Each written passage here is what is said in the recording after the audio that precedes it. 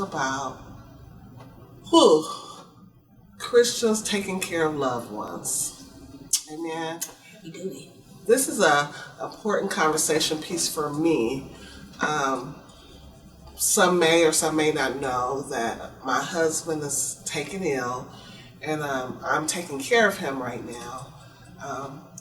And I never thought about it until I got into this situation, that it's not an easy task to do. A lot of us will say, oh, I'll be there through thick and through thin, for better or for worse, through sickness and health. But when it's in our face and we have to deal with it, how do we really deal with it? Right.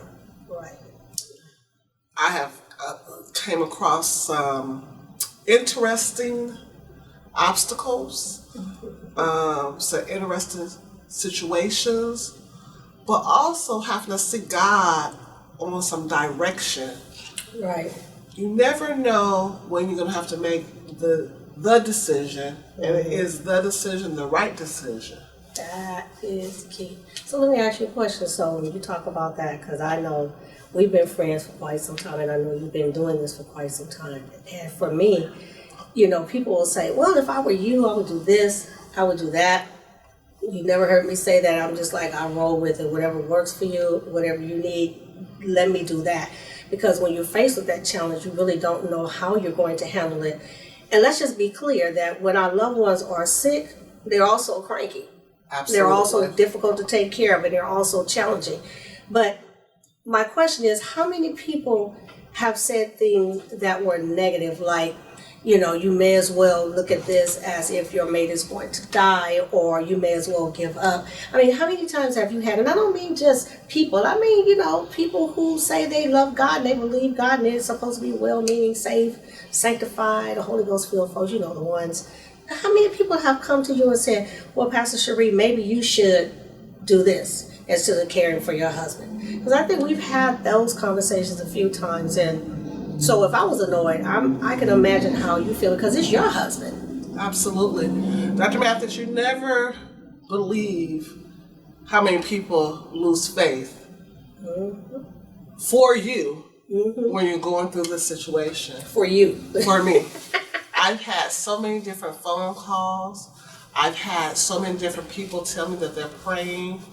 But the prayers aren't the prayers that need to be prayed. Now that's crazy. I've had so many people that actually have been waiting for something to happen. And they tell me that they're waiting.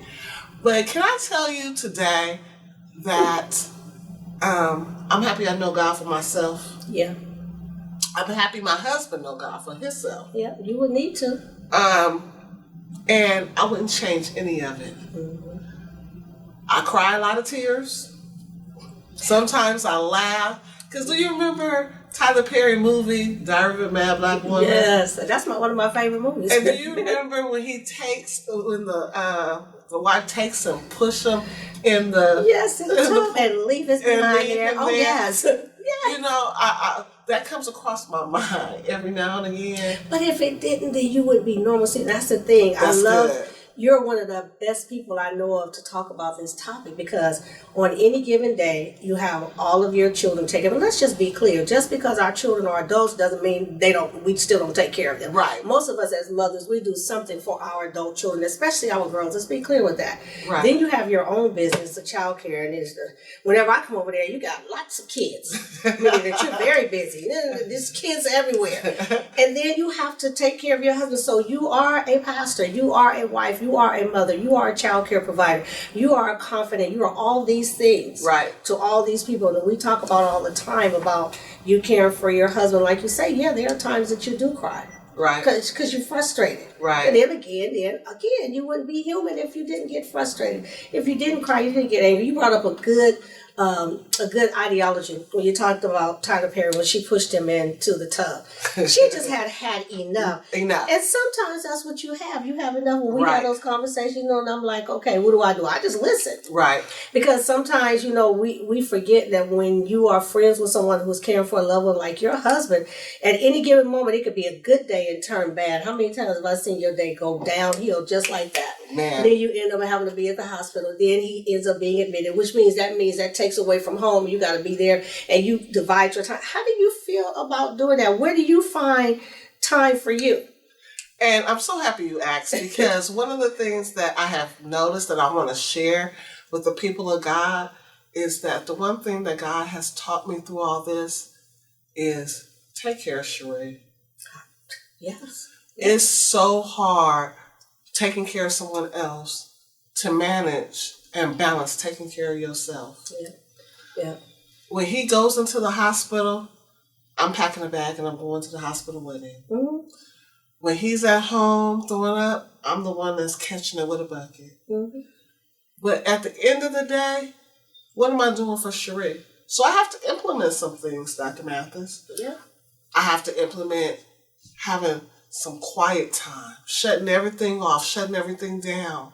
I have to implement getting away. If you don't. Just to be quiet. Mm-hmm. I have to implement prayer time, but sneaking away so you can actually hear God. Yeah, because it's too much noise. You have so much going on. I know there are times that you have, just recently I know that you had to steal away a couple of days, which I, for one, was glad about it. My schedule didn't allow me to hang out with you, but it was good that you were able to do that. Right. Because one of the things that we talk about, and you hear this, how many times we hear this, when we care for our loved ones, anything happens to them, we're soon to follow not far behind. Either Right. we're really sick and someone has to take care of us, or we meet with our natural demise, meaning that we transition from life because we've spent so much time taking care of that loved one that we forget to take the time for ourselves, Right. which we always talk about that, Right. our nutrition and how we care for ourselves just overall. And all that goes by the wayside because we're focused on taking care of them. Is God pleased with that? Yeah, he's pleased with you with that. Right. But he also wants us to take care of us. That's and right. that would be the challenge. But then what about the times when you feel not appreciated? Because Right. you have those times, right? Absolutely. Yeah. Absolutely. Yeah. Because you have to understand that when your significant other, your husband, vice versa wife, is going through a sickness, they don't feel well. A lot of Right. people don't understand that Right. they don't feel well. Right. And they don't know a lot of times how to communicate that. Yeah. They don't know how to effectively say, I feel like crap. So how does it usually come out? A whole bunch of other ways that ain't good. Right. And you do Right. feel like everything I'm doing for you and all you can do is, and you're being selfish and all of this stuff. I have a lot of emotions that I go through. Come on, can we be real? Can we be transparent? Hey, that's I have a what you're whole supposed lot to of do. emotions that I go through. But at the end of the day, I have to look at Mr. Nickelberry and remember, in sickness and in health, Yeah, till death do us part. you got to repeat that how many times? About 100 times a day. But I have to remember that. And you know what? Somebody asked me, well, how do you deal with it from day to day to day to day? Mm-hmm. And you know what I say? Is I have his rib. That's good. I have his rib. That's good. So I'm taking care of part of me. You are taking care of part of you. I'm taking, and you know what? I say, Dr. Matthis, I tell everybody, I want him to live the best of his life. Yeah. So exactly. we take trips. It might not be easy trips, like how it used Where'd to your be. dad just come back from? From and I home. wanted to get in the bag. From Hawaii. Yeah. I want him to live his best life. Mhm. And I'm going to show him his best life. Why? Because this is the one that God gave me. Right. This is the one he gave me. And I appreciate it. 23 years in February we'll be married. And people didn't think we were making 1 year. What you say, people? What? They didn't think we was going to make it 1 And year. so now we on year what? We on Coming year on year- 23. Oh, okay. And I thank God. Yeah. Because it wasn't easy, but we still here. Yeah. But people always have their opinions, right? And especially now, with you having to deal with what Mr. Nickelberry is going through and the challenges with that. And it's interesting because people ask you all the time, how do you deal with it? How do you deal with it? You know what that tells me about them? If I'm married and I have a spouse, when it comes to sickness, I'm out. That's what that tells me. Right. Because everyone can't do that. But when we stand before God and before the people, before the pastor, or whoever's doing our marriage ceremony, we are supposed to literally take those vows seriously. And when it says in sickness and in health, that's exactly what it means. Exactly. Someone is bound to get sick while you are married. Right. And if you're not going to take care of them, then there's a problem, not just with the person that's sick, but there's an issue. God has an issue with that because that's what he requires of us. And I love how you said that, you got his rib. So you're taking care of you while you're taking care of him. I'm taking care of him. And no matter what it looks like at the end of the day, not the end of the matter, but at the end of the day, when you're taking care of Mr. Nickelberry, no matter how frustrated you get, how unappreciated that you feel, and listen, as your friend, I know what you do for your husband, and I know what you do for your family. But when you have to spend that time with God, being able to hear him whisper to you, well done, Sheree. Well done. That is worth it all. Worth it all. All the buckets that you have to put up under him and all the trying to make him comfortable when he's cranky. And, it's really not him, and then people will say, oh, that's the devil. No, it's just somebody that doesn't feel good and they're cranky. It's not the devil. Come on, people. Or dealing with the different doctor's appointments. And you could be in a meeting and a nurse will call with some, where they have changed the medicine and you have to find a pen and kids running around everywhere, but you got to take the dosage down so you can make sure that you're giving him the right medicine. One thing that really, really, really woke me up one day was when I really had a breakdown because I didn't want to not give him the right dosage. I didn't want to be the reason why he missed it. That was scary for me. Yeah. It was scary. Or giving it to him at the wrong time or the wrong medicine. I never had to be a caregiver before, Dr. Matthis, so this was all new to me. And it's not just about taking care of a spouse, but if you have to take care of a parent or a child, you have to do it unto God. And that's the key right there, is doing it unto your Father. Oh my God, when I got that, things turned around for me. When I got that, I wasn't just doing it unto Vincent, but I was doing it unto my daddy. And that God has anointed me for this. Now, that's the part right there. And I go back to say again, when people ask you that, people, I guess they mean well, but to ask you, how do you do it? But by the grace of God, like you said, you're doing this as unto the Lord. And your Heavenly Father has given you the ability to be able to do this. Everyone can't do this, which is why some people ask the question. But you could never say never say. Had someone told you years ago before this happened to Mr. Nickelberry that you would have to do this, you probably would have had some choice words. Oh, I would have had some words. But you know what? I count it all joy now. That's what the word says, right? Yeah. He says, count it all joy. I count it all joy. It's not easy. It's scary. I remember when he coded in Vegas back in August, and he coded and I didn't know what to think or what to expect. So many different things went through my mind. What I'm going to tell my kids, how I'm going to get him back to California, and I'm thinking all these different things, and I'm like, but at the end of the day, God, just save him, Lord. And you know what? I once I got a revelation that it wasn't in the doctor's hands and it wasn't in my hands, it was in Jesus' hands. I said, you know what? Let me go away. Let me steal away. And let me go talk to my daddy. And I got alone with God, and I told God, I'm just not ready. And you know what? God honored my prayer. See, this is something that we got to get. We got to get that. We got to talk to God and be real with God. I had to get down and dirty. Oh, Dr. Matthis, I had to cry some tears, and I had to tell the Lord I wasn't ready. Now, you wouldn't have told me 3 years ago that I wouldn't have been ready. Not that we expect or we want for our spouses something to happen to them, but I just didn't know that this would be my life. Right. I just didn't know. But I had to get real, and I had to say, I'm not ready. And God honored that. Isn't that beautiful? Ain't that a beautiful thing? That just shows you that your Father is pleased with you and that he honored your prayers and petitions. And that's that thing where we say, well, God knows my heart, or he knows how much I can bear. And he knows that when you said that, you meant exactly what you said, that you were already thinking, how am I going to move his body? What am I going to tell the kids? What am I going to say to this person? How am I going to do this? Because our minds, that's how our minds work as women of God, you know. And so we're thinking 5, 10 steps ahead. And God said, wait, slow down, daughter. Slow down. Come talk to me. Yeah. Still away. And then you were able to hear sometimes him. we're before God, too. We get before God. And we got to slow down. And another thing, let me share this.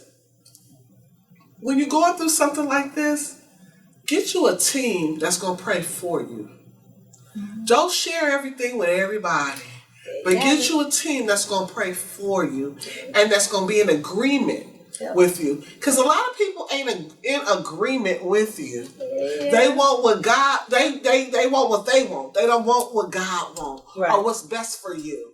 We got to be careful how we pray for one another. You know, and I had to learn that. I had to shut down when we was in Vegas. I had to stop taking phone calls. I had to stop talking to people because you didn't know, you wasn't laying there beside him as he was going through this. You wasn't laying there besides me when different doctors, I had 5 different doctors come talking to me every day. Infection disease doctor, a cardiologist, a neurologist, the primary doctor, and other doctor. But it was 5 doctors that would have to come and talk to me all together and then sometimes separately. That was overwhelming. How did I have time to take the different calls to talk nothing? To talk about what they thought or what their prayer was. I didn't have time for that. I had time for the doctors. I had time for Vincent. And I had time for my kids. But most of all, I had time for God. That's a priority. And how many people said to you in their own little way, why don't you just let him go? Because we talked about that. It was several people, if I could be honest and transparent, it was several people that told me to let him go. And how did that make you feel? It hurt my heart. It hurt my heart. It hurt my heart. Because you didn't expect that? Because I didn't expect that from the elite. Those ones. I didn't expect it from the elite. I can tell you today that Vincent is doing much better. Matter of fact, he's a miracle. Let's call him what he is. I was saying about my friend. He is confusing the doctors. However, what if I would have listened to the naysayers? The elite? To the elite. What if I would have paid attention to what they wanted me to pay attention to? That's why it's important that we talk to God. That's why it's important that he be our source. That's why it'd be important that we tune in to the great I am, the great physician. Because he is all of that, the doctor of doctors. The Holy Spirit was showing me different things. It was this one little lady doctor, I can't even think of her name, praise God, but she reminded me of another pastor here in California. Oh, she was the epitome of her, and she was so stern, and she was the brain doctor, and she was a psychiatrist. That's what the 5th doctor was. So she was the brain doctor, and she just talked so sharp and talked so. But you know what? Every time she talked, she had to acknowledge the great I am. So I know it might have confused her, but it didn't confuse me. You knew what was happening. I knew what was going on. But let me back up. When God is in control, he will supersede everything else that was going on. Here we are in a foreign land. We in Las Vegas. He gets sick. And I don't know where to take him to. But the only hospital he ended up in is a hospital that wakes up and prays every morning over the intercom, and every night at the end of the night does that. prays at night. Scripture all on the wall, sayings all of the righteous all over the wall. So when I seen all of that and I heard that, I knew we was in the right place. I knew it was a setup from the Holy Ghost. Hallelujah. So when I tell you that if you are a believer, stand on God's word, don't waver, and stand in the gap for your loved one. Yeah, you have to. Intercede like never before. And you know what? Block any negativity and not listen to not one of them. Especially the elite. Especially the elite. Oof. I thank God that He's given me friends like you that just listen and just pray. If you have a loved one that's going through, again, get you a group of people that's going to stand for you, stand by you. Yeah. If you need a meal, they'll bring you a meal. But other than that, they going to be on the sidelines waiting with open arms with whatever the outcome is. That's it. Again, I tell you, Jesus is the only doctor. He has the last say so. So thank you. I also want to share with the people of God, Dr. Matthis, that through this time period, my kids had a part to play and had to experience this with me. Yeah. And I think sometimes we, as people of God, don't realize how these situations affect children. I know for my oldest daughter, she was there to take care of me. That was her role. And then my other daughter was taking care of the house. The younger kids, we tried to keep as much away from them to protect them. But even in that, you need to seek God about what to let them know and what not to let them know. Yep. But also let them be a part of what's going on and what decisions you are making. And I had to be very conscious of that. Everything that we have been through, I tried to discuss with them. But even the doctor, Vincent doctor, even encourages us to sit the kids down and let them know. You should, yeah.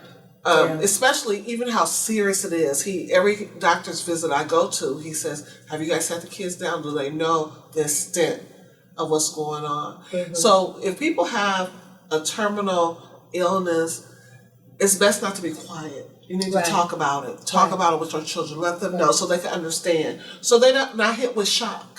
Yeah, because that's the hardest thing, because that shock turns into anger, because they got to go through the whole process of grieving. And I'm glad that you said that, because even in this process of you taking care of your husband, your daughter's doing their perspective, places of support. But still, every one of you all are going through some process of grieving.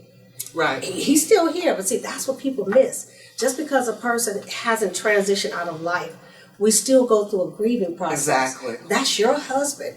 You knew him when you married him day one, when you guys were dating, when he was live and vibrant and doing things, and now you look at him and you see him in a different light. Right. And so you find yourself operating and functioning as his wife in a different light. But it's the same with the kids. Exactly. Everybody sees everything differently. And so there is that grieving process, which means you all need the support and resources that's going to help you to get through that process. Exactly. So one thing that I'm happy you mentioned resources. One thing that I am happy about is that utilize the hospital as much as you can when you're going through this. See what resources they have available. I know home health from Kaiser have been extraordinary, wonderful. That's good. Yeah. They come and they do a lot of things that I didn't even know that they do. Do you know that I don't even have to take him to go get his blood drawn or for any of his tests? They come and do it for you. His physical therapy is done right in the house. Even an aide that come and give him his baths, because we have a 2-story house and he can't make it up the stairs. Without those things, I don't know if I could have done as much as I've done, just because of a lot of the work is on them. You know what I'm saying? Yeah. The support is great. Yeah. His doctors and his nurses at Kaiser have been extraordinary in getting us what we need.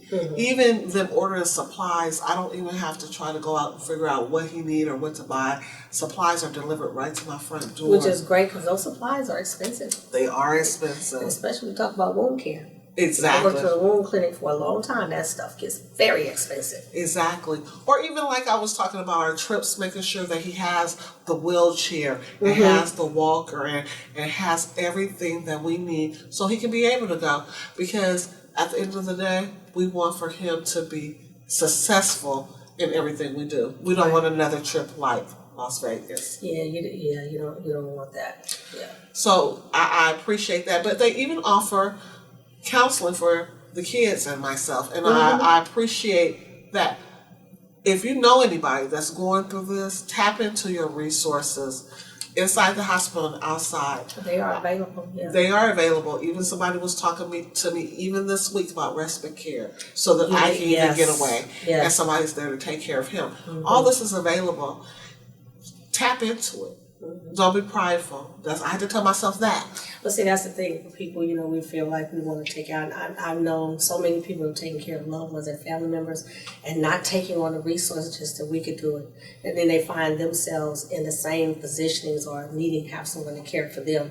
And especially when it's something that you don't have to pay for, but it's there for you. Exactly. We have to take advantage of that. We have to take advantage of that. So I'm glad that you're doing that. I'm excited about it. I appreciate taking the time to conversate with me about this. It's dear to my heart. It is your heart. And I do want, if anybody need any help out there, write us, comment us, email us. Do whatever you can, but don't go through it alone. I know how that feels. I'm Pastor Sheree Baisden-Nickelberry, and I am signing out. Dr. Anissa Matthis, God bless. God bless. We bless you. We lift your holy name. God, we bless you. We lift your holy name.